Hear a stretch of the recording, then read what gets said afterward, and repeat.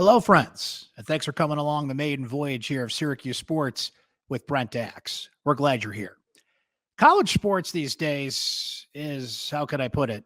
It's a bleep show, right? Between name, image, and likeness, realignment, the transfer portal. I don't even think we can call it college sports anymore. I mean, technically, universities are putting athletic teams out there, but to call it college sports these days just feels weird. It's the minor league. It is always predicted to be before our very eyes, and then some. Sorting it all out is frankly fascinating for me. I wonder if it's fascinating for you from your perspective in watching this stuff and being a fan of college sports. So it all comes down to Syracuse University sports on a podcast like this, and maybe from the perspective you're coming from, right? So I brought in my colleague, Chris Carlson, to look at what we think are the three biggest issues facing Syracuse University sports. Now, we're talking broadly here. It's interesting to talk about whether the soccer team is going to repeat as a national champion or whether football is going to win 6 games this year and what Adrian Autry is going to do as the new basketball coach at Syracuse. All things we'll talk about in future podcasts as well. But these are three of the meaty, big-time subjects that are not going anywhere and are going to determine Syracuse University's fate in a big-time college football, college sports world, right? So Chris and I are going to talk about 3 issues that we think are going to affect Syracuse University sports in the here and now and the big picture. And I picked the right person to do this. Guys, I can't tell you how many times I have read a Chris Carlson story on syracuse.com and said, damn, I wish I thought of that. I don't think there's anybody better that can take a big, broad, sometimes complicated topic that affects Syracuse University sports, distill it down, and by the time you're done reading that story, you say, I get it now. So Chris and I, on the 3 biggest issues facing Syracuse University sports. Let's do it. Chris Carlson, thank you for coming on this maiden voyage here on the Syracuse Sports with Brent Axe podcast. Good to see you, bud. Yeah, absolutely. Anytime. We'll work out all the kinks. We're going to work out all the kinks. So college sports is a madhouse right now. It's interesting for us because there's a lot to cover and a lot to talk about here. But what we wanted to do is take a look at kind of the 3 biggest issues facing Syracuse sports. And I think that you can apply 2 or 3 of these, maybe all of them, to all of college sports, right? I mean, just in the crazy environment we're in. But we kind of narrowed it down. These are like big picture issues. We're not talking about like, will the soccer team repeat as national champions or will Syracuse win 6 games this year? We're talking like broad, big scope, John Wildhack's got it at the kind of the top of his list type of things. Stuff we're going to talk about for the next 10 years. Yes. That you're going to be reading about and hearing about. And think about that. When we were kind of going over what we were going to talk about today, that came up. Like what's going to happen in college sports in the next decade. And I'm like, I don't know what the hell's going to happen in college sports in the next 10 minutes. Like, don't make me think about a decade at this point, but we're pretty confident these 3 things we're going to be dealing with here for the better part of the next 5 to 10 years, maybe even longer. Right. So we are going to start with number 1, and number 1 is of course, name, image, and likeness. NIL. Where is Syracuse at when it comes to NIL? Because I think when you have that conversation, Chris, there's a name that pops to mind. For those of you that don't remember, a couple of months ago, Adam Weitzman brought all the celebrities to the games, sitting courtside, 20 million followers on Instagram, was Syracuse's Spike Lee, like sitting courtside, going for it in terms of headlines and making bombastic attempts to put Syracuse in the spotlight. He pulls all his support. Mm-hmm. His relationship with the chancellor broke down, right? As he told me on syracuse.com. Well, they never had one, I guess, because they never talked. So there you go. And the non-existent relationship broke down because you're right. They didn't even have one, right? So people kind of freaked out because we're in this NIL world. If you're going to get recruits, if you're going to get transfers, like there's got to be an opportunity for these guys and gals to get NIL money. So, and he was the only guy that was like publicly doing it. Yes, things were happening behind the scenes, but he was the only guy that was like letting you know, I'm efforting to make this happen. And he was blunt about it. Yep. Yeah, he was blunt about it. And he used his publicity as a strategy, right? Yep. So everybody freaked out when Adam backed out. Now, we should note here that we don't know how much money Adam actually gave people, right? Like there's a thought I've heard a number, you've heard a number, but I don't want to speculate on that. But he's said $1 million. He has said that. That's right. Yeah. He has also declined to break down how much he's paying who and whether that's over multiple years or a single year. So we don't know how much he actually paid. Right. He said that he made deals with a value of $1 million, and that's all we know. That's all we know. Okay. Mm-hmm. So everybody freaks out. Where are we here post Adam Weitzman, do you think? There's so much we don't know about everything because the folks that are doing it now are being more quiet about it. They are not sharing numbers, and they are not putting out there other than the charity events. We know they're happening for football. The Athletes Who Care group, they had a charitable appearance, so we know something is happening, but we don't know how much, what exactly it is. Right. So to me, the only way to know is like the proof is in the pudding. Like big name transfers, big name recruits, their decisions. Yes, playing time matters. Yes, relationship with coach matters, but nobody is doing anything without some idea of what the money of how much they're going to make. So basketball, JJ Starling, one of the top transfers in the transfer portal this year. Yes, hometown kid, that helps. Yes, but he's not coming home just for the hometown. You don't come for free. Yeah. You don't do anything for free anymore. So I think that's a really good sign. Judah Mintz coming back, also like a really good sign that something healthy is happening for basketball.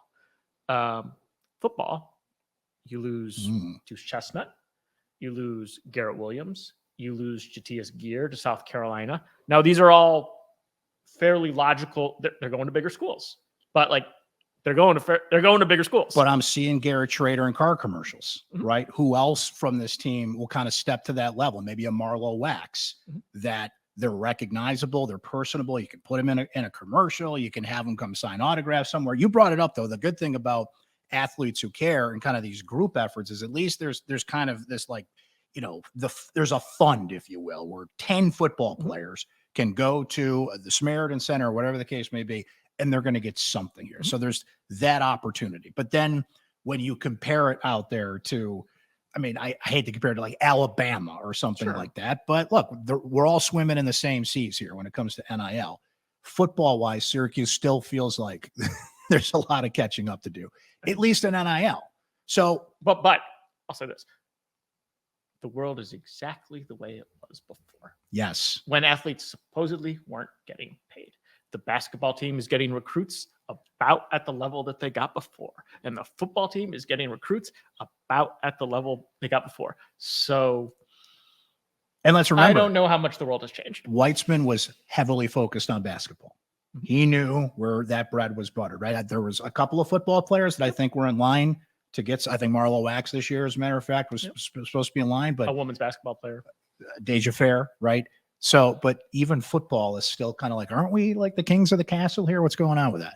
You brought up JJ and you brought up Judah, and now we've got this interesting world where you've got to decide between recruiting, the transfer portal, player retention, all these kind of things that are out there. So where should Syracuse spend the money here? The money they can spend, right? Where should the focus be between those things? So to me, in the era of the transfer portal, where you can sort of transfer one time free, it does not make much sense to pay recruits. I know that's like the splashy thing to do, and we all get hyped up on recruiting rankings, but like you are buying a first-year player for maybe a year, and somebody else can just come along, and if they do well, just pay them more. So to me, like getting into that recruiting game makes no sense at all. Which Weitzman had a plan for Elijah Hughes, who's an incoming player in the class of 2024. He put out $1 million offer, right? But he put the parameter that, and I think this was smart, you go by percentages. Recruits, 5-star recruits don't work out. 1-star recruits make the NFL sometimes. But he said that he would give $1 million bonus to a 5-star football player and a 5-star basketball player. That never came to fruition, of course, but he even put that on recruiting. The big thing with Judah, as you brought up in player retention, that's what everybody talked about. That's why they lost Jesse Edwards, right? Jesse Edwards They're pretty honest about that. It came down to NIL money. West Virginia offered more. And the fact that we still talk about this with college players still amazes me, even though I think they deserve it. And I'm glad they're getting it there. But it does feel like player retention is where you have to aim this money, right? Because why are they going in the portal? They're looking for better opportunities, more playing time. But and in some cases, Jesse Edwards being the prime example, they're just looking for more cash. And Give me the bag, baby. And like, right, that's probably, especially on the football side, like that's where like Syracuse can't compete just for the top players financially, right? They need to bring in recruits at the Syracuse level, identify sort of those undeveloped players, and then hope that the relationships are good enough. The fact that they develop from like maybe this hidden talent to like a top player holds some appeal, and that they don't want to rock the boat, right? Arondé Gadsden. He certainly could have become a college football free agent and gotten more than he got here. He's in a good place to be Garrett Schrader's top receiver. He developed well in his first year here. You take care of him, but you don't have to do it right to the top level. Right. And look, the NFL found you. They will find you at Syracuse. Syracuse has picked up steam in terms of NFL draft picks in recent years, particularly out of the secondary, strangely enough. But Gadsden is on that radar. So not only are you going to get that attention, you're going to get some NIL attention that if you were at Alabama or, a big time program like that, you're just kind of in the same waters as like 10 other players in that case. So you can pop and you can stand out here. And look, I'll say this about Weitzman, okay? Because you brought it up, Chris. There are some people out there. Syracuse, I still think broadly here, in terms of its support, is too quiet, right? The big time donors, and a lot of them prefer kind of old school brick and mortar donations. Like, I don't want to speak for the Lallies, but like John Lally, Laura Lally donate $25 million. Their name's on the building. They can see it. It's tangible. I did that, right? You give 50 grand to Judah Mintz, like that's nice for him. But what am I getting out of that tangibly other than what we see in terms of the record and what the player is? What I liked about Weitzman is it made Syracuse not only stand out, they were almost a leader in the field, right? Because think of the way that student athletes do NIL, how they use social media, the Cavander twins from Miami. And, you're trying to stand out in such a crowded field. And he did that. People would say, what's the tangible value of Josh Allen sitting courtside, right? Of Tom Brady sitting courtside? I don't know, but people are talking about you more than if some bigwig donor is sitting courtside, right?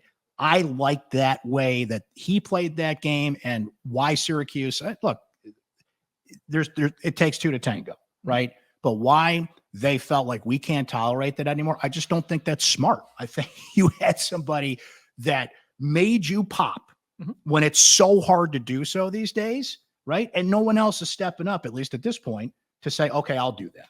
Like, who else is going to do it? Sure. So I do not think that those things had much value. Like, I don't think recruits are making choices based on who's sitting courtside.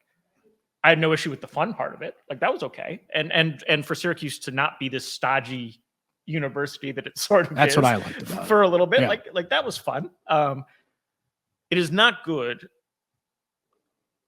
when your relationship with a local billionaire who wants to help pay athletes in an era where paying athletes is important wanted to do it and can't do it anymore. Like, it's not good on both sides. Like, it is a flubbed opportunity, whoever you blame, whether you blame Syracuse for mismanaging the relationship, or if you are upset with Adam because he was sort of openly daring the NCAA, like, come get me, right?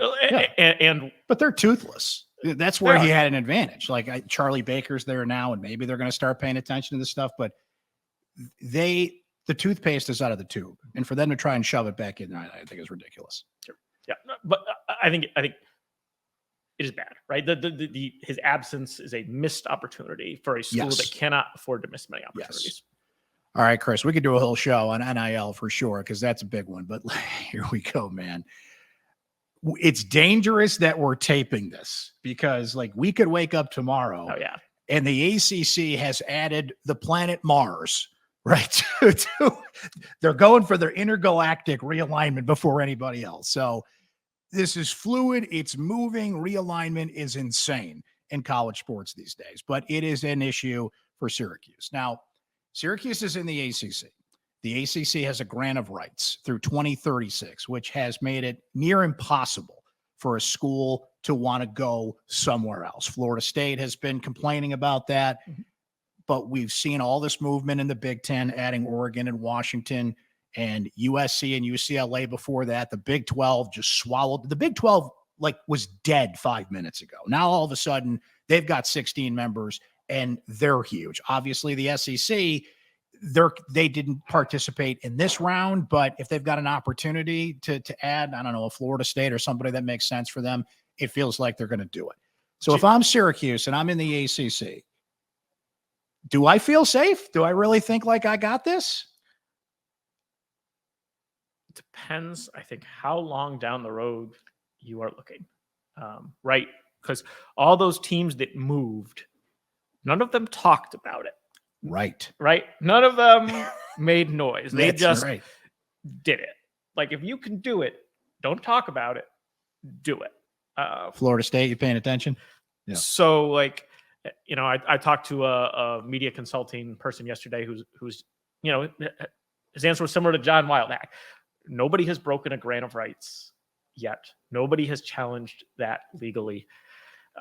If somebody does, it will probably take years for the legal stuff to unfold. So, Florida State is stuck in the ACC probably for a while, unless something crazy happens, which everybody will admit, can't predict the future. Can't. Crazy stuff happened. In 2019, Larry Scott was out here just predicting the Pac-12 was going to be in a windfall. And the CEO of Warner Brothers at the time was predicting, the college sports bubble was going to pop. Those are two very smart people. Well, I don't know if Larry Scott's all that smart, but those are two people that should know what they're talking about, who came to very different opinions. There is no way to predict the future. Well, let's look at it, Chris. So the ACC's deal, which was done in 2016, in the spirit of consistency, in the spirit of we need to lock this down and avoid the craziness of conference realignment. Everybody's freaking out. So John Swofford, the former commissioner of the ACC, puts in this grant of rights, which a lot of billable hours have been applied to see, can I get out of this? And to this point, nobody's been able to do it. The Big Ten's deal is 7 years, $7 billion, which expires in the 2029-2030 season. So they'll get to redo their deal before the ACC can even look at this one. The SEC's deal, which they just signed with ESPN, 10-year deal, billions of dollars, that expires in 2034. They can look at it again. The Big 12, as we said, is just adding teams left and right. They probably added 4 more programs in the course of this podcast. Their deal expires in 2031. So the Big 4, with the Pac-12 essentially, being served its last rites here, the Big 4, all 3 of them get to do another deal before the ACC can even think about it. You're already $30 million behind pacing behind the SEC and the Big 10 and probably eventually the Big 12. And you're sitting here saying, okay, well, we can't even redo the deal. So I get Florida State's frustrations, but at the same time, everybody's getting about $40 million a year. And you're in what would be in a very volatile state, the safest conference we're in, right? Don't I get somewhat of a comfort from that if I'm a Syracuse fan? Like, everybody's on Twitter like, John Wildhack and Kent Severou need to do X, Y, and Z. And I'm like, well, A, I don't think they can do anything about it. And B, do they really have to? So long-term, here's the challenge, right? Navigate, which is like a sports media. They do consulting on media rights. They put together a webinar for Lead One, which is a lobbying firm for athletic directors. And they calculated what they consider the media rights for a bunch of colleges. So Ohio State, they didn't do a full list, but the list that they gave, they listed 1, 2, 3, 4, 5, 6. They listed 9 schools. Okay. All right. Ohio State tops the list at $177 million. So, not bad. Big Ten's giving you $58 million, but Ohio State is worth $177 million. Florida State is worth $93 million. So the ACC is giving you $40 million. Florida State is worth $93 million. Syracuse is worth $27 million, according to their calculation. It's less than Virginia Tech. It's less than Miami. It's less than TCU. It's less than Arizona. It is more than Oregon State. Hey, Oregon State was worth $23 million. There you go.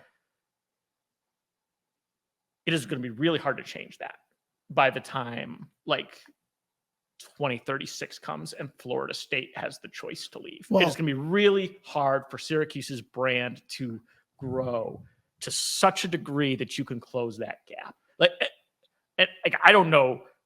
I mean, I guess John Wildhack should try to be really good at football, but they've tried that. Yeah, we'll get into that. I mean, it's hard. Yeah. It's hard. It's right? hard. Yeah. You could argue that they should put more into it and whatever, but everybody's trying to be really good at football.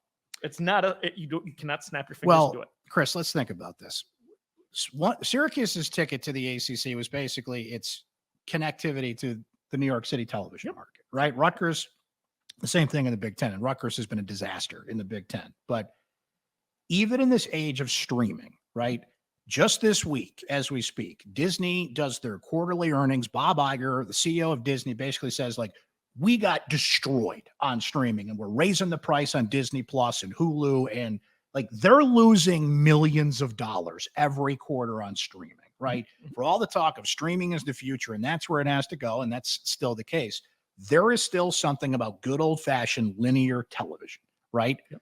That got Syracuse in when they got to the ACC 10 years ago. And it still matters. Right? And it still matters, right? There are still people that want to watch the game on traditional television, right? And are slowly but surely, I think of my dear mother, right? Who she wants to watch the game and she'll call me and she'll say, hey, where's the game on, as she puts it, that internet, right? She's still trying to figure that out. There's still a lot of people out there that just want to turn on the TV and watch the game. So I guess that helps Syracuse in that sense, a little, because look at the Big Ten deal and the SEC deal and why the Pac-12 fall apart. Why the Pac-12 fall apart? Because they offered them an all Apple deal and Pac-12 schools freaked out and said, nope, not doing that. I want my cushy $40 million a year from ESPN or Fox, and I know it's coming. The ultimate question, at least if everyone continues to behave as they currently are, which is no guarantee, but it's how small do those clubs at the top that are making the most money, how small do they want their club to be? Right? How big does a league have to be for TV to feel like they're making the most money? And if it's 2 20-team leagues, it is going to be hard for Syracuse to crack top 40 schools. Now, if they somehow make it 3 16-team leagues or something like that, right? Syracuse can try to position itself to be in that group long term. But man, is Syracuse going to be a top 40 football program? No. Is that? No. The answer is no. To hear you ask that question, the answer is no. So is there an argument they should go independent? Let's just throw that out there for a minute or two. No, I don't think so. I don't think so either. But there are those of the thought. And Syracuse, I think Syracuse will always be part of a good league. It may not be always part of a Power 2, but Syracuse is a good school that will always find a home. And unless the Power 2 secede from the NCAA, Syracuse, I think, will always be in a league that is at least in the mix. Well, that brings us to our third topic, Chris, and that's football versus basketball success. And that's not to take anything away from the soccer team that won a national championship, from a women's lacrosse program that went to the Final Four, a men's lacrosse program that I think is having a strong revival under Gary Gate, and some other programs that have had success. But this comes down to football and basketball at Syracuse. And look, I want to think of the right way to put this. The word that pops to my mind, Chris, and I hate to be Debbie Downer here, but I just look at the backtrack here. Just look at the last 20, 25 years. The illusion that Syracuse has a path to, say, the college football playoff, right? The path exists. The path exists. 2018 is an example of that. They win one more game. Correct me if I'm wrong. They're in the playoff, or they're knocking on the door of the playoff that year. If they don't, people are upset and yes, arguing that Syracuse got, they're watching that show with rapt attention. Does Syracuse make the cut? That's once every 30 years that has happened. Now, there's still a path there, right? So I'm operating under that. And remember, and that is what, to me, that is what Syracuse needs to maintain. Yes. Like if you made me bet that Syracuse will never win a national championship in my lifetime, I would take that bet. But it's like the lottery. You want to be able to have a ticket, and you want to be able to start the season looking at your ticket and saying, if everything goes exactly right, we can go. You know why I didn't win the Mega Millions the other night, Chris? Because I didn't buy a ticket, right? You need a path there. I get that. I understand that. The playoff is bigger now. There are 12 teams in there. I could see Syracuse sneaking in as that 12 seed if they have a 2018 season. Okay. But realistically, Syracuse football is playing for 6 or 7 wins, get a bowl game, get over the hump. Like, they are not in this conversation to win the ACC, but once a decade. Okay. Basketball. Adrian Autry takes over here. This is a program that, even under legendary coach Jim Boeheim, sputtered into the tournament when they made it. And to their credit, they made a Sweet 16 run 2 years ago. But really, over the course of the last 8 years, it has been a question mark if this team makes the tournament, right? It is a brand that is known for basketball, and the path to a Final Four or a championship is easier due to the structure of the tournament here. So I'll just ask, the next decade, whatever the case may be, is it more important for Syracuse to be good at football or basketball? Because I think it's basketball. I think that is the pressure on Adrian Autry to put Syracuse back at the level that either fans perceive they need to be at or they frankly need to be at. They haven't finished higher than 6th in the ACC since they joined the league a decade ago, except that first year they were in. So if you could let me pick, I would pick football, right? On a blank slate, like, football is more important. Football is what you get in the big conferences. Football can make you rich so that you can pay for everything else. Look at Alabama basketball. Like, they got the money to figure it out under Nate Oates. But there's so much working against Syracuse in football. The geography with recruiting, the recent history, the fact that they're a private school instead of a big state school. Like, there's just so much working against them becoming like a national power in football. And I think, like, that is the goal. Being a national power, have a program, having a prominent program that your school can hang its hat on and be known for across the country.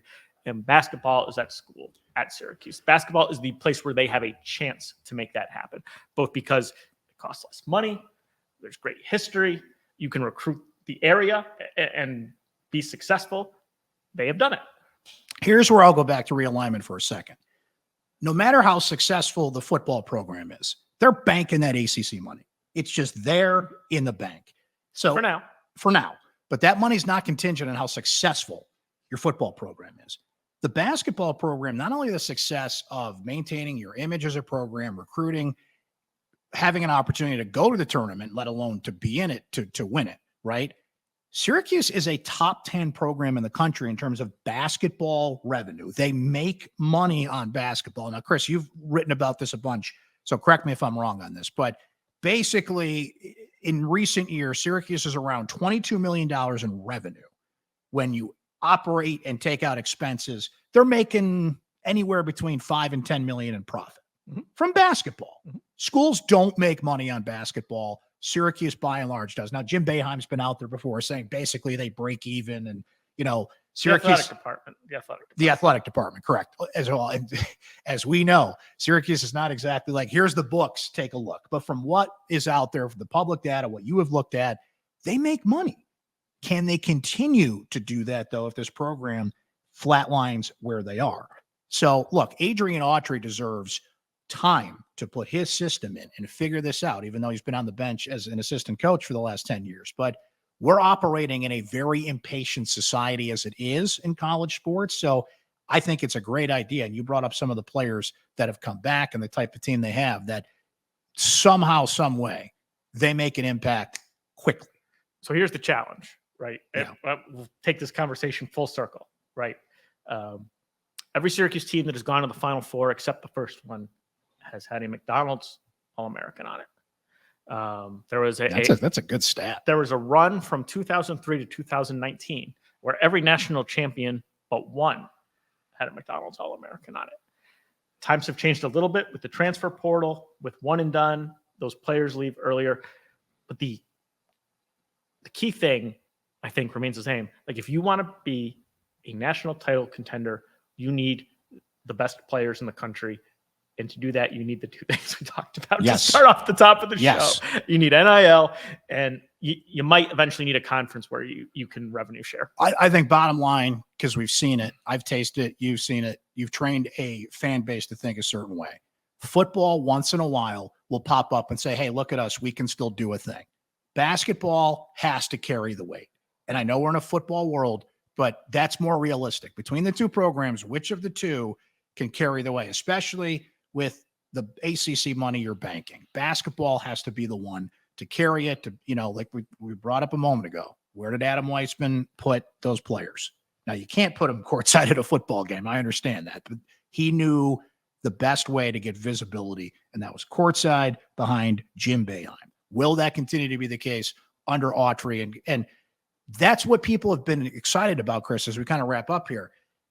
That it's what I've been intrigued by, and I wonder if you feel the same way. And I even heard Adrian Autry do an interview and kind of refer to this. People are excited about getting back to what Syracuse basketball is. We're having a conversation about moving forward. How do you move forward? But everybody's like, let's go back to the day when Autry was the point guard and they're pushing the ball, and everybody's excited about, that style of play. But I've heard a lot more people say, let's go back to, not let's move forward with. I think that's been an interesting, philosophy that fans have kind of attached themselves to. I think they're clearly ready to move on forward, though. Move forward from Boeheim, right? From a past era, if you will. Yes. Yeah. But they want the past success with a more modern style of play. Chris, thank you, man. This was fun. We'll definitely have you back sometime here. I love reading Chris's stuff. I know you guys love reading Chris's stuff out there. So check it out, syracuse.com. If you're watching us on YouTube, you can see Chris's Twitter feed there. You can follow him there, and always appreciate the time and the insight, my friend. Yeah, get ready for 10 more years of this. Oh, but wait. There's just one more thing. Have you heard what's happened with Baltimore Orioles play-by-play man Kevin Brown, who happens to be a Syracuse University grad and the former voice of the Syracuse Chiefs? For those few that haven't, Brown was suspended by the Baltimore Orioles for stating facts. Team owner John Angelos took issue with Brown, pointing out during a pregame segment on July 23rd that Baltimore had won as many games at Tampa Bay's Tropicana Field this year as it had in its previous 3 seasons combined. That nugget was accompanied by an on-screen television graphic, and the information was provided by the team's PR staff.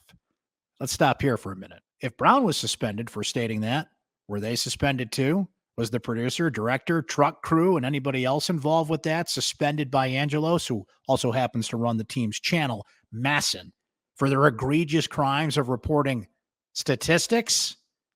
Angelos was even too dense to recognize that what Brown pointed out complimented the Orioles and the resurgent season it's having compared to the dregs it has resided in for years as a bottom dweller with the second lowest payroll in Major League Baseball. Way to take the feel-good story of the year and send it off the rails there, Johnny. Now, Brown was suspended for nearly 2 weeks, again, for giving Orioles fans factual information. I mean, how dare you? Never underestimate the hubris of owners, ADs, coaches, radio station owners who lose touch and think that their audience and their fans want a harmonious, everything is awesome utopia where nothing is ever wrong with the teams that they invest their time and money in. I don't know, maybe some do, but either extreme is way too much. The homer who sees no flaws in their team, well, they're delusional. The Debbie Downer that can no longer feel joy in watching sports shouldn't be watching sports. It is a game, after all. Is it too much to find the balance somewhere in the middle of the thrill of victory and the agony of defeat? I take some comfort in knowing that Brown's suspension brought about fierce defense from several of his colleagues on Major League Baseball broadcasts. A free Kevin Brown chant even broke out at an Orioles-Yankees game. See, you guys always know. The fans always know. Well, I certainly can't speak for everybody. It's been my experience that most people just don't want a steady diet of BS. Just give it to me straight, Doc. It's my aim on this podcast to stay right in that lane. My hope is to give you the opinions, insight, analysis, and the great guests that you deserve to hear from. And then you can decide what you think What a concept, eh? Just don't tell John Angelos. That's episode 1 of Syracuse Sports with Brent Axe. Hope you can subscribe on Spotify, Apple, and YouTube. Please leave us a review. It really helps us stand out, and we certainly want your feedback on the show as well. My thanks to Chris Carlson for being our guest today, to Nate Mink, Lauren Long, Krista Lemzak, and Scott Schild for their technical assistance. Of course, we want to thank you for listening and watching. We'll talk to you next time.